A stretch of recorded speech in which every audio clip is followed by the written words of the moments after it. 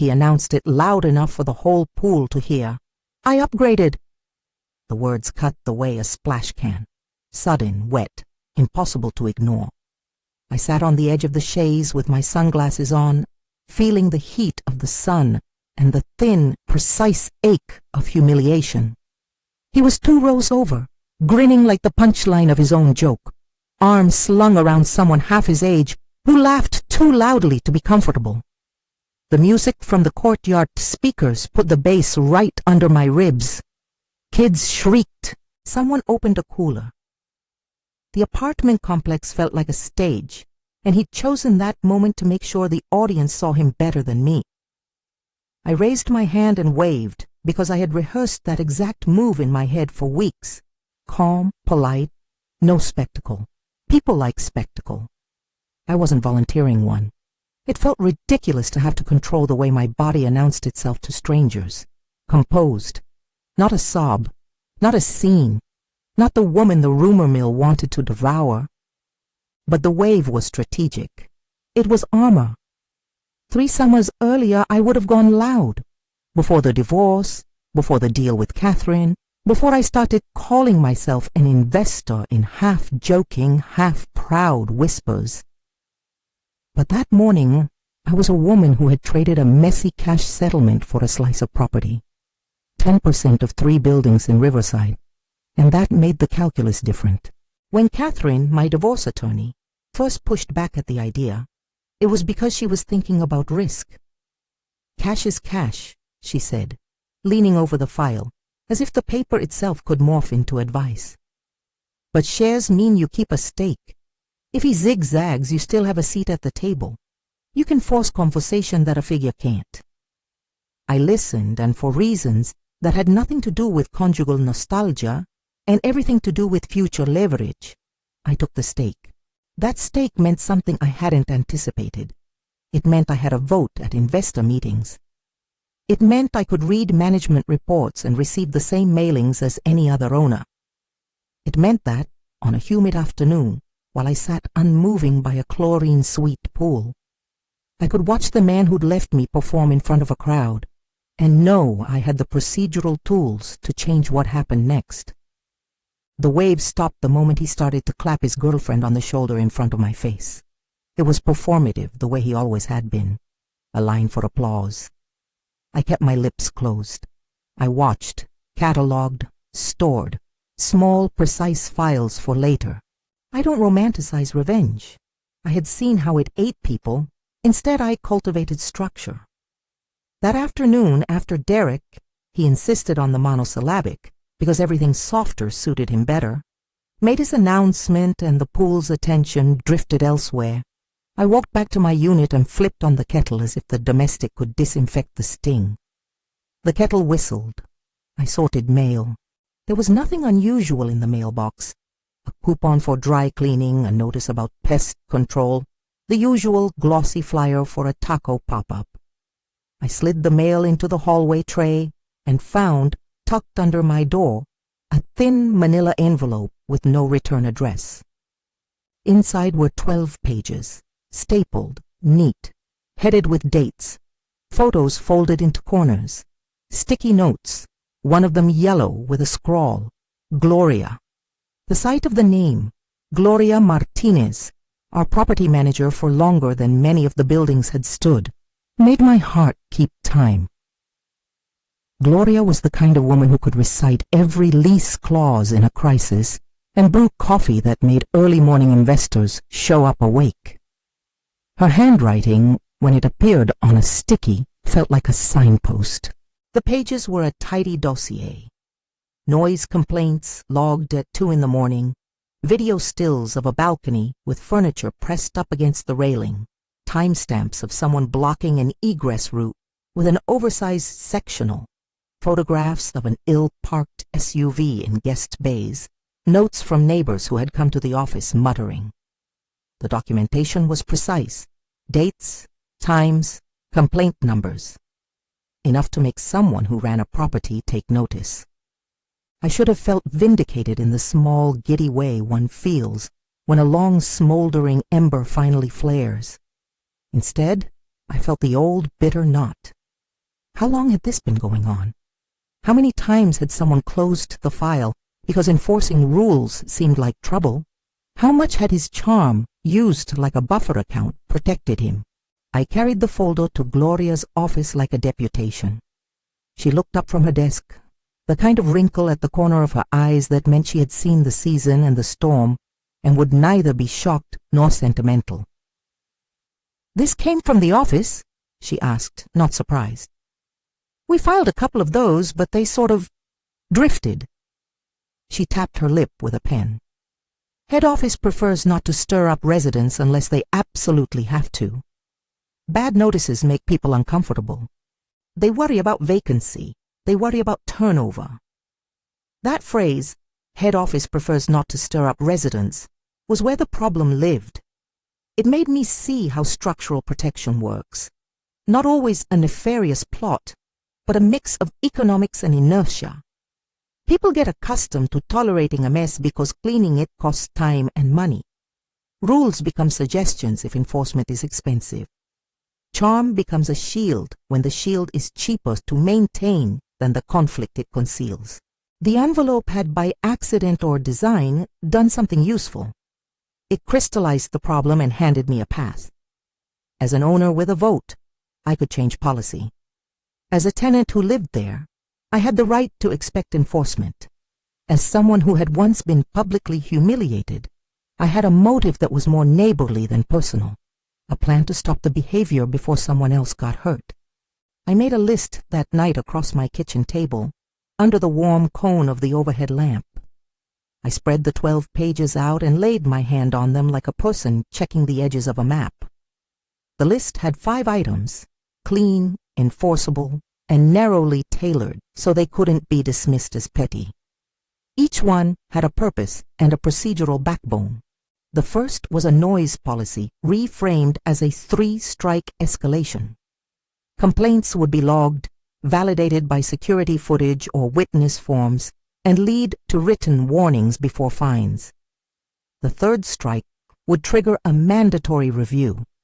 No immediate evictions, but a process that could recommend lease non-renewal if the patron persisted. The second item addressed balcony safety, written in the language of code compliance, weight limits, anchoring standards, and a prohibition on makeshift constructions that created fall hazards. Item 3 dealt with oversized furniture blocking egress, designated disposal protocols, and an expectation that residents clear common pathways within 24 hours of notice. Item 4 tightened guest parking enforcement with a guest pass system and towing for repeat offenders.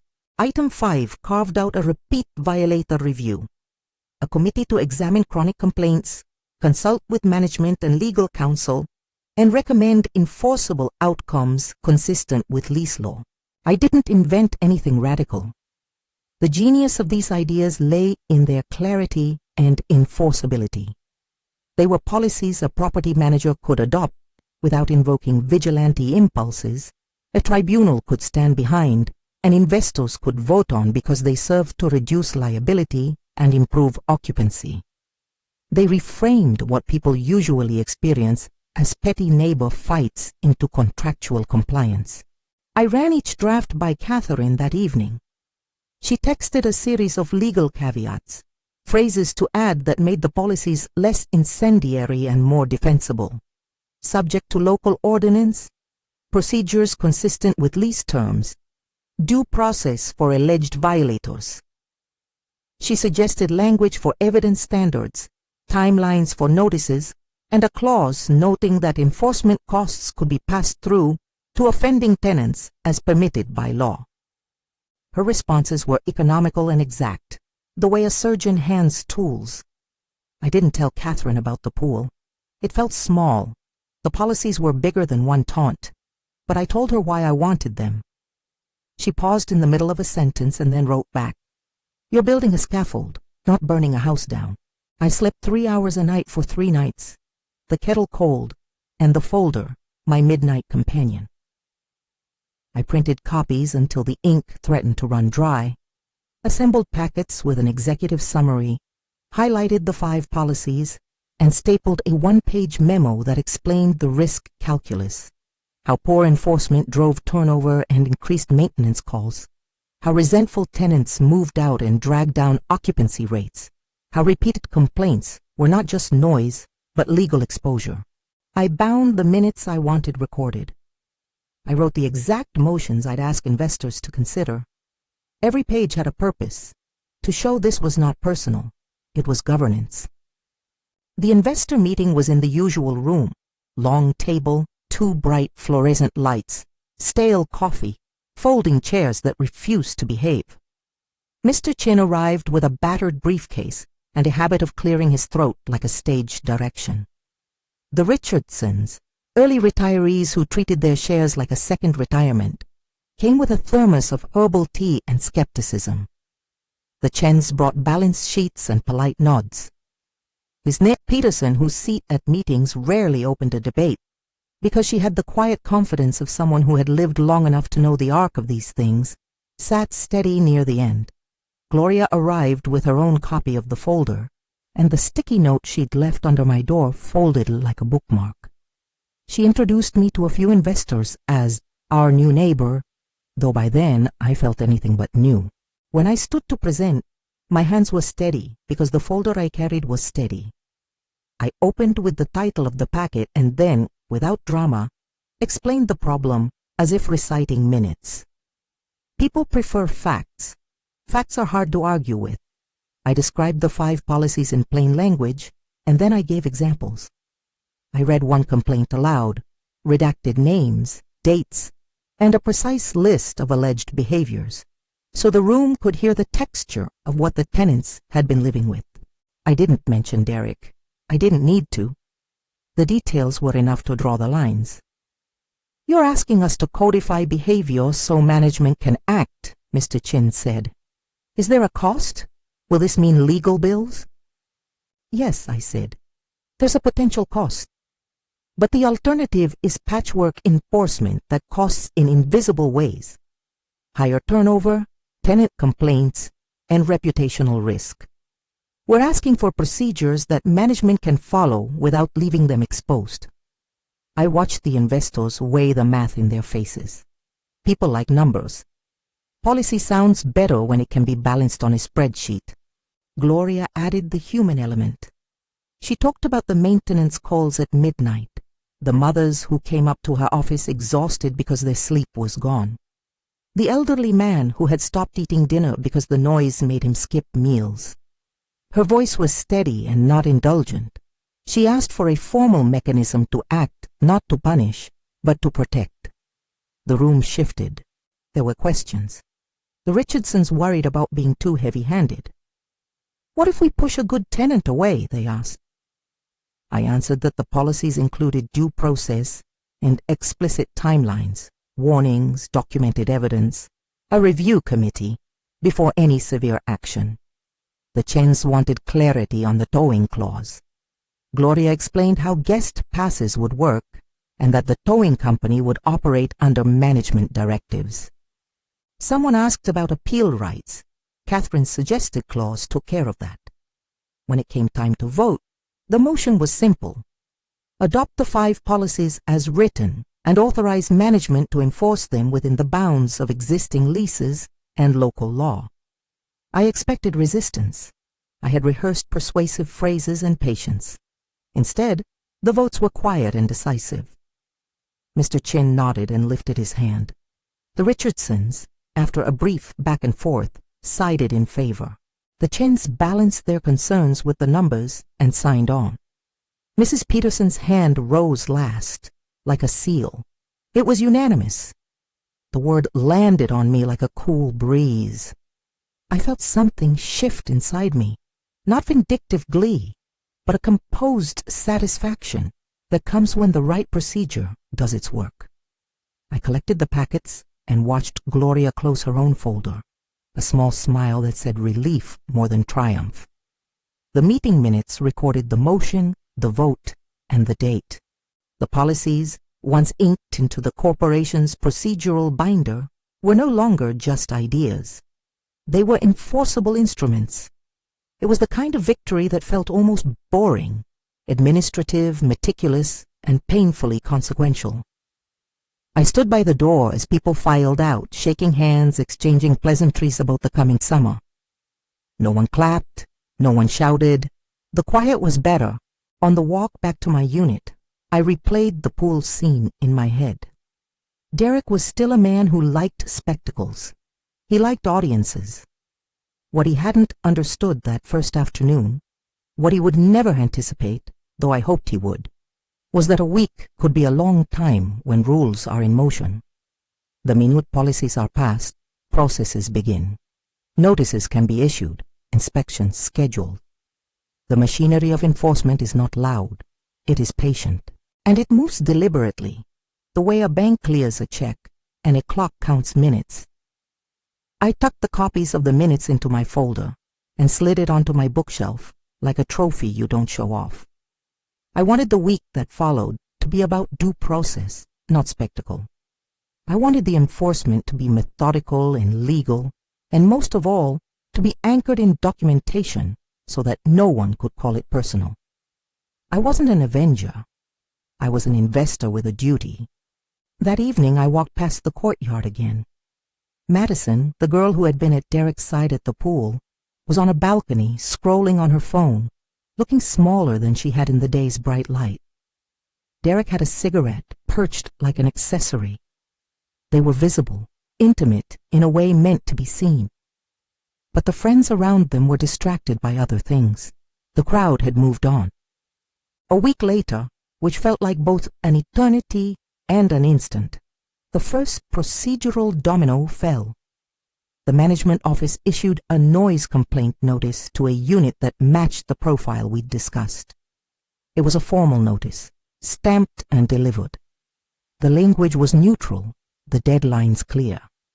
The tenants were required to respond and given 3 days to schedule a mediation with management. That was all the policy required. A small legal step, a bureaucratic breath, nothing dramatic, but small steps add up. Paperwork accumulates, deadlines get missed, evidence stacks, and each stage is a chance for a pattern to reveal itself. When the notice arrived at Derek's door, 3 days after the vote, there was a different kind of silence around him. Not the noisy bravado of the pool, not the security of a parent's buffer. The flicker was visible.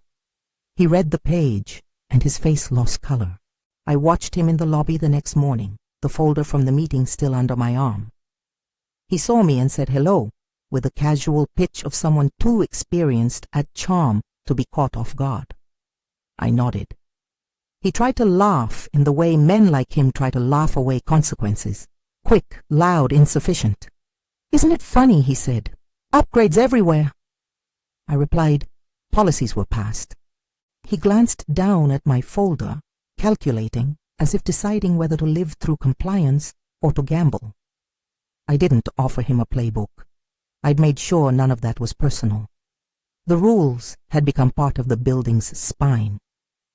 That night, Gloria left a sticky note on my door, the same handwriting I'd seen earlier. "You were very professional today. Be ready next week. Inspections are scheduled." Her notes are practical, not celebratory. The methodical tone of her messages told me more than any cheer. This was maintenance of a community. This was enforcement.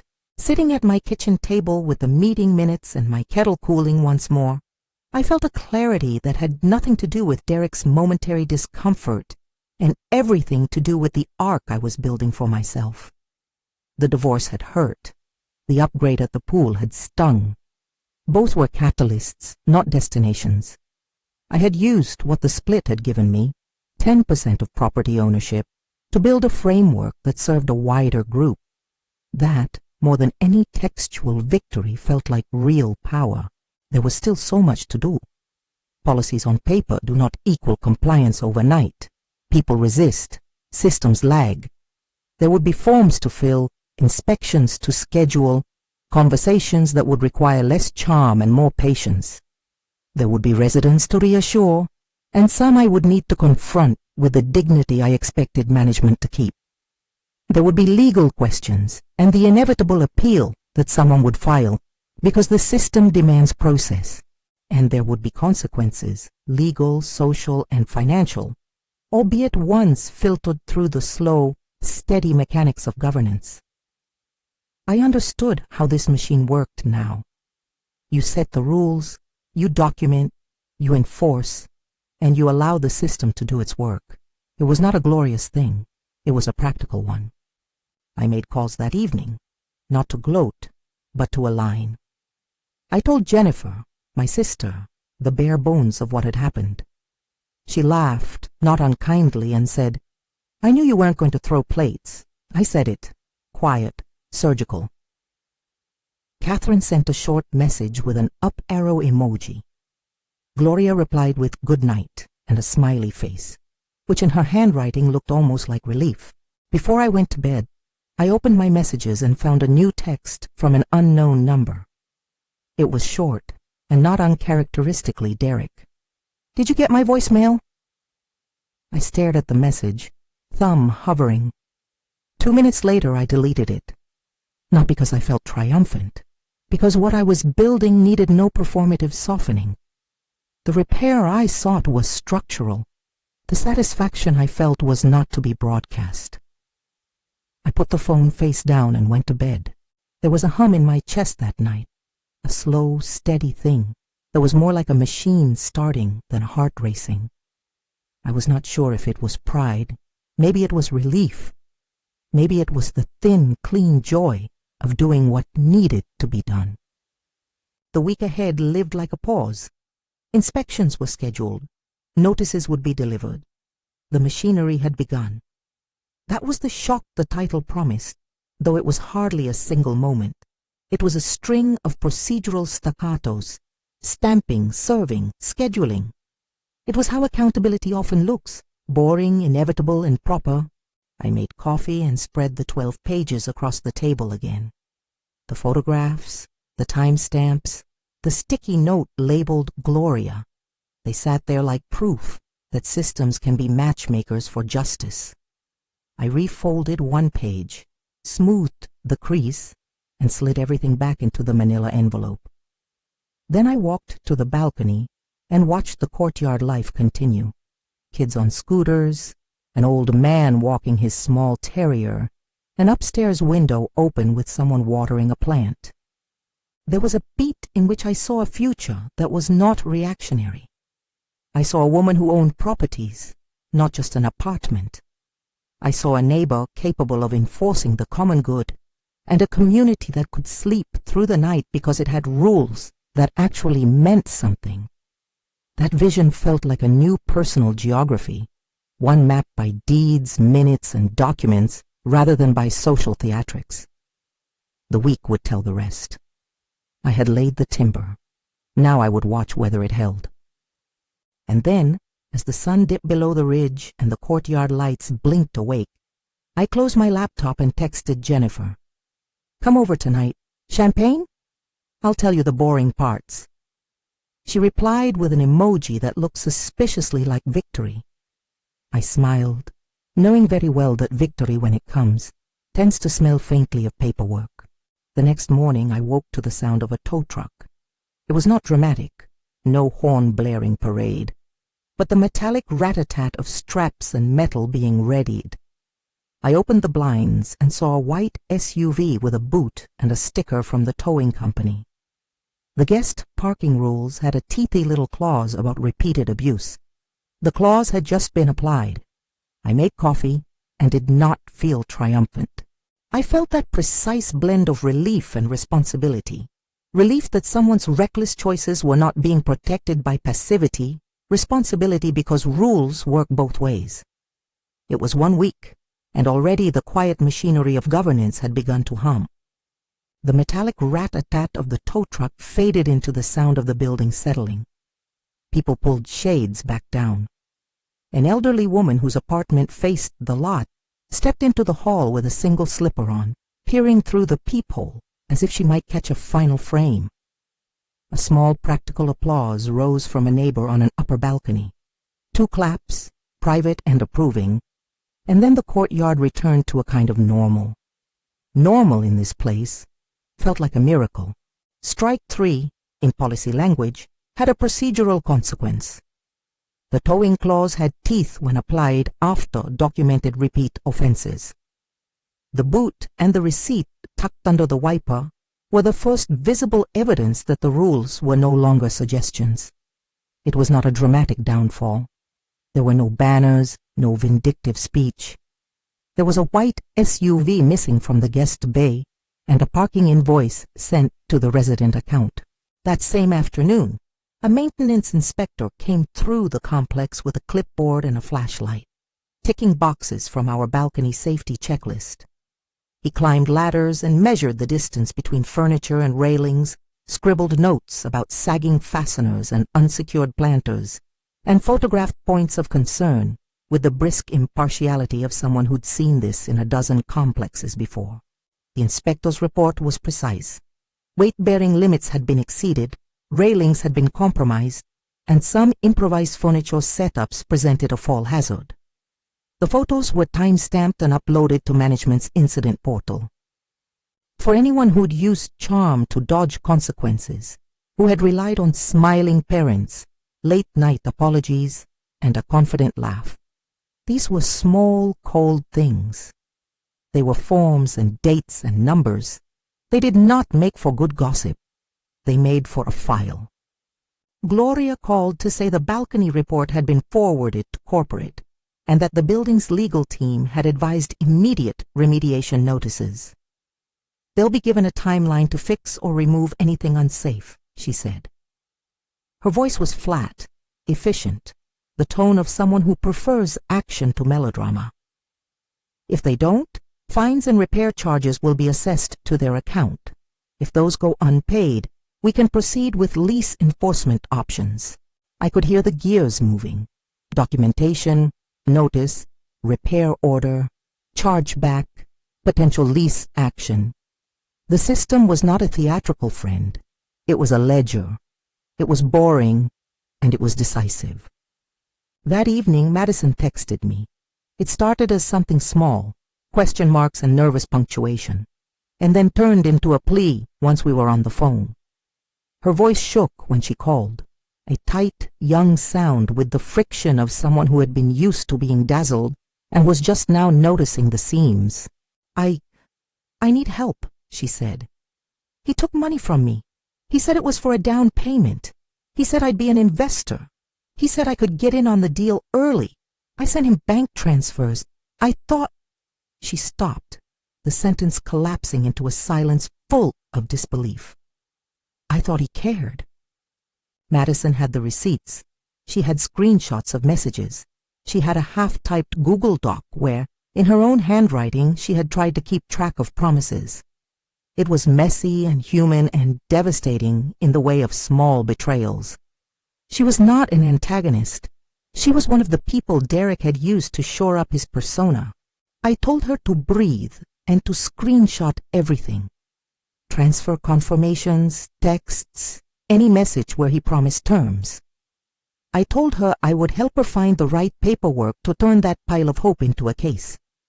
Catherine offered to look at Madison's files pro bono. She warned us both about jurisdictional timelines and the cap on small claims court.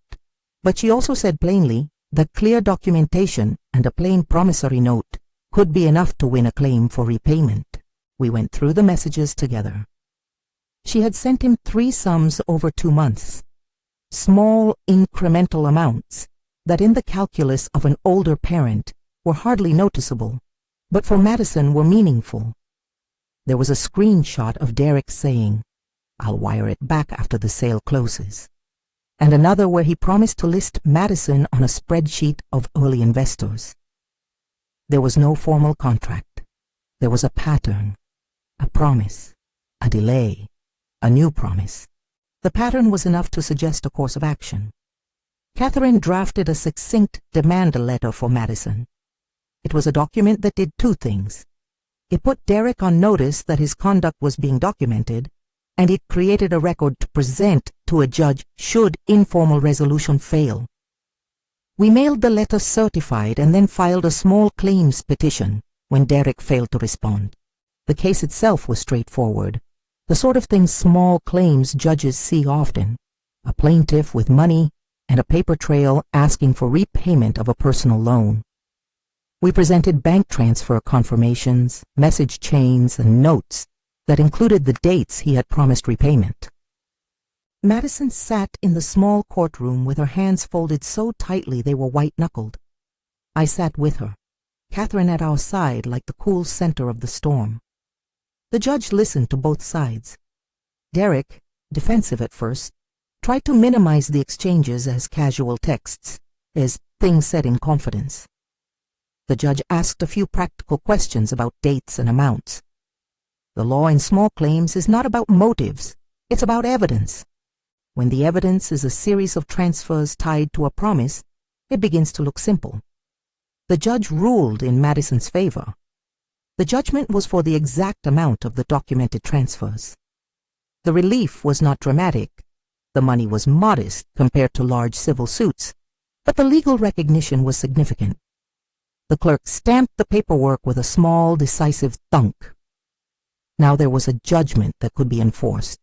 Madison's shoulders, which had been hunched in a way that suggested she was bracing against shame, eased.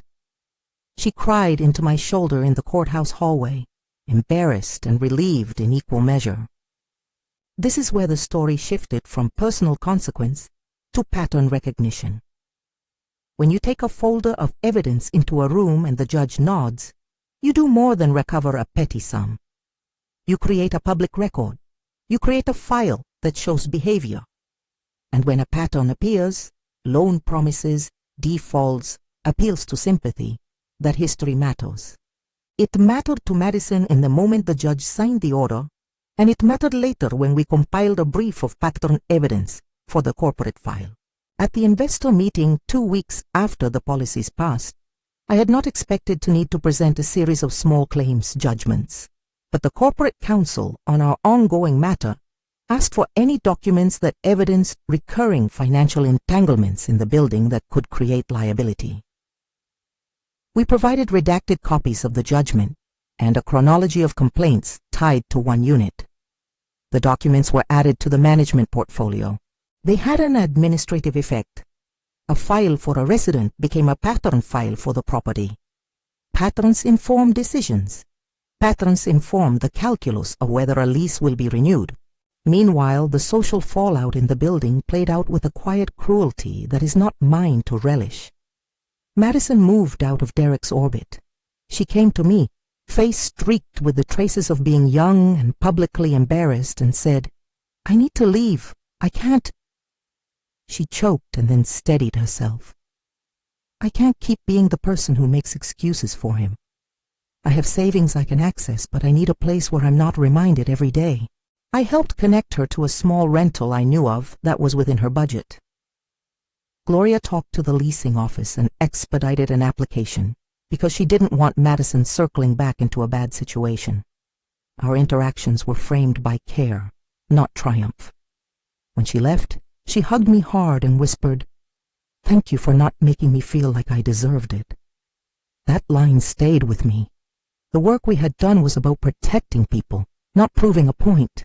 Derek's parents came into the picture in a way that was administrative, not melodramatic. A corporate letter, redacted and factual, was sent to the owner of record's agent. The letter outlined a series of documented tenant complaints and safety hazards with associated repair invoices that had been charged back to the unit as per policy. For families that had been subsidizing a child's lifestyle, a ledger can be a rude awakening.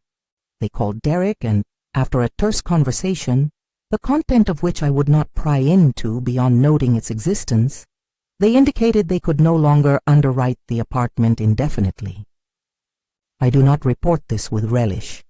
I report it as fact. When structural consequences reach a family's checkbook, the buffer that once made reckless choices possible shrinks. The cushion of parental support became a policy issue when it intersected with corporate compliance. The parents, when presented with documentation of repeated notices, towing invoices, and fines, withdrew the financial safety net that had kept Derek afloat. Exposed to the full weight of the ledger, Derek's options narrowed. He could not pay the accumulating charges, and the corporate account process allowed for a final notice that recommended lease non-renewal for cause. Management followed the legal process: notices, timelines, opportunity to remediate, and then a recommendation to the landlord not to renew the lease based on repeated documented violations and outstanding charges. The recommendation was in the files, accompanied by photographs and inspection reports. It was a clinical stack of evidence that, once presented, did not need hyperbole. When the non-renewal letter was hand-delivered, his face was small in the way of someone who discovers their persona does not act as currency in formal spaces. He had a few options: comply and move, contest the process in lease arbitration, or attempt to negotiate. His window to contest was narrow. His ability to negotiate had been undercut by unpaid fines and a judgment against him that showed a pattern of unreliable promises. In the end, he packed a few things and moved out into a smaller apartment his parents helped arrange for a time. It was not dramatic. It was practical. It was accountability in slow motion. There were ripple effects. Neighbors stopped calling security at odd hours about noise. The community garden committee, once a battleground of loud music and shifting furniture, found room to plant new pots without the fear of wind-swept planters tumbling from makeshift perches. People who had avoided leaving children alone at home after sunset began to schedule evening walks again. Gloria told me the maintenance hotline had fewer night calls and that the number of work orders tied to noise complaints and balcony hazards had dropped.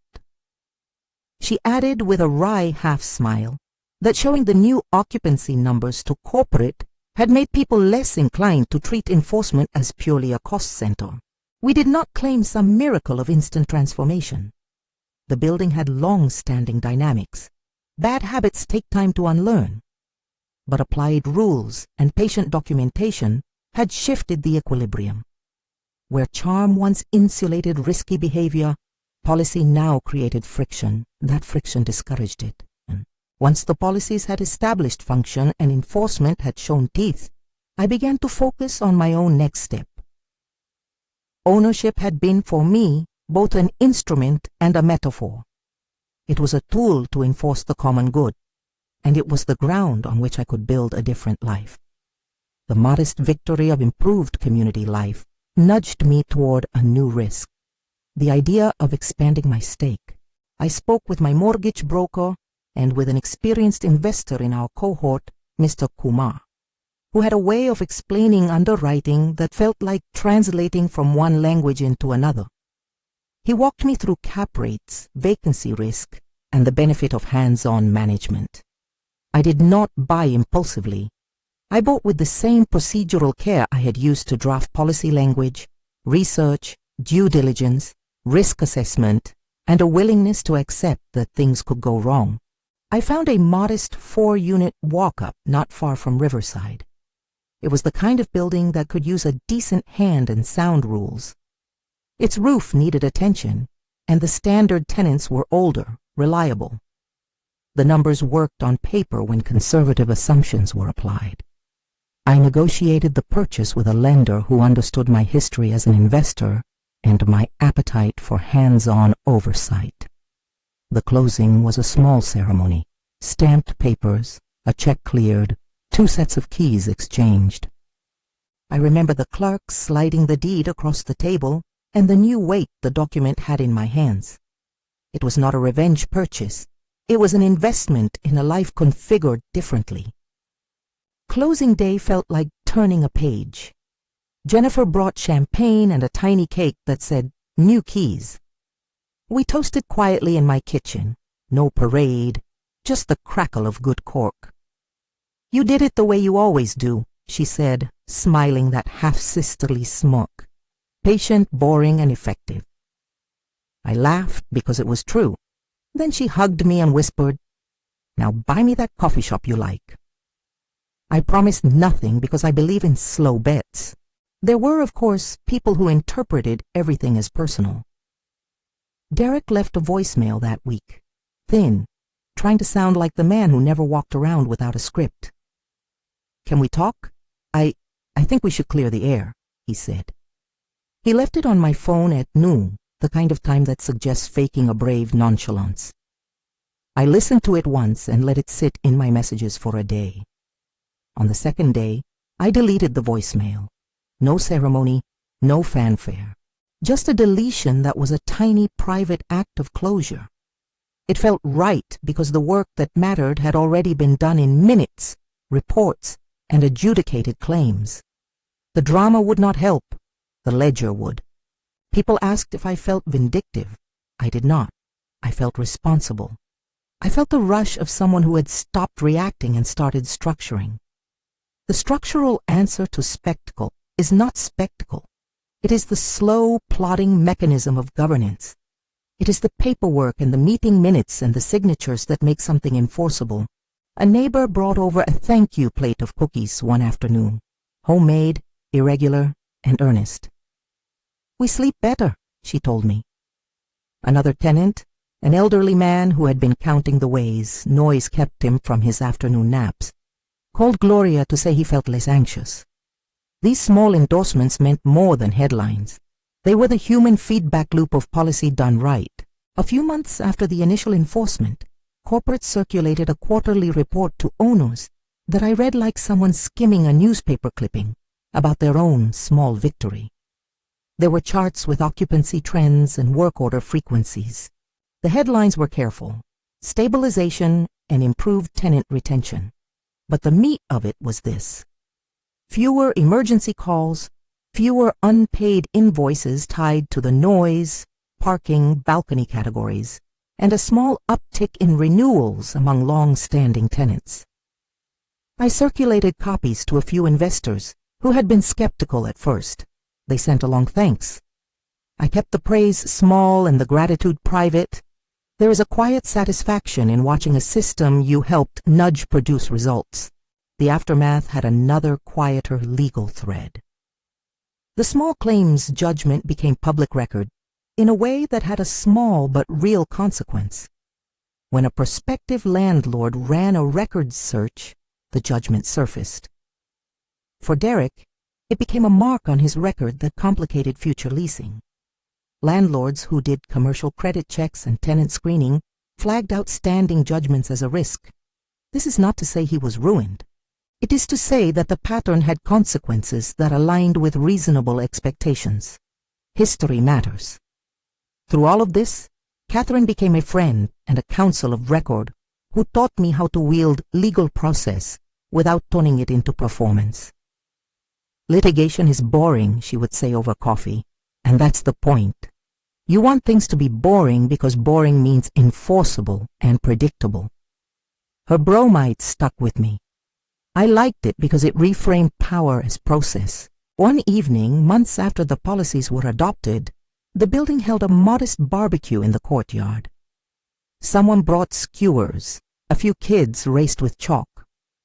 Gloria set up folding tables next to a newly planted flower bed. The mood was not triumphal, it was domestic. An older tenant, Mr. Peterson, who had been skeptical at the meetings, came up and quietly thanked Gloria and me. "I can read," he said, tapping his chest with his thumb. "And I can rest. That's enough." His hands were steady. He nodded at me like someone who had watched a small thing get fixed and felt relief ripple outward. At the barbecue, Madison came by with a dish she had made. Small, careful, an apology to herself for the time it had taken to get to safety.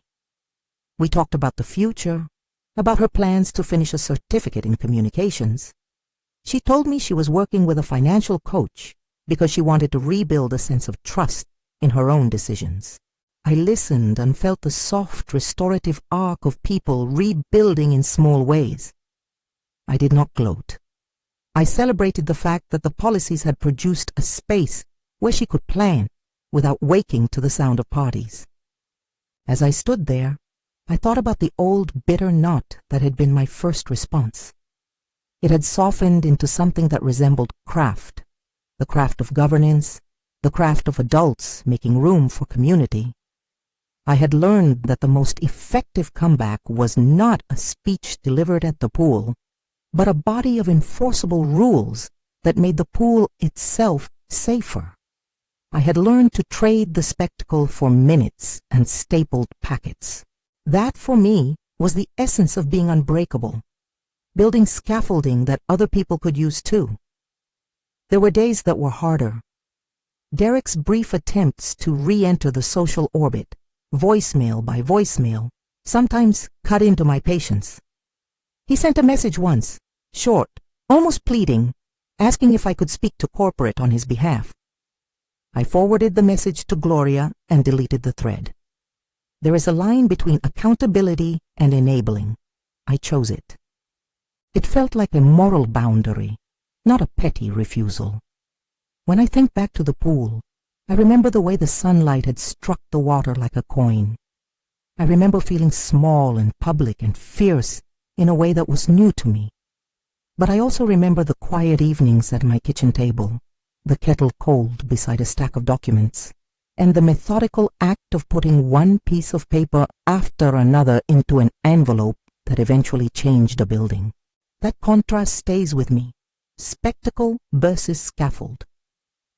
One afternoon, a neighbor asked me if I ever regretted taking shares instead of the cash settlement during the divorce.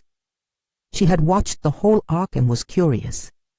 I said no because the stake had given me a seat at the table when decisions were being made. More than that, it had given me an instrument to change how neighbors lived together.